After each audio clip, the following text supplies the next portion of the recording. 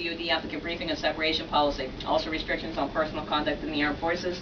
UCMJ Code Articles 83 fraudulent enlistment, 85 desertion, and 86 absence without leave. Yes, ma'am. Any reluctance or reservations at this time to continue further? No, ma'am. All right, right behind me. Attention! Raise your right hand. Repeat after me. I state your full name.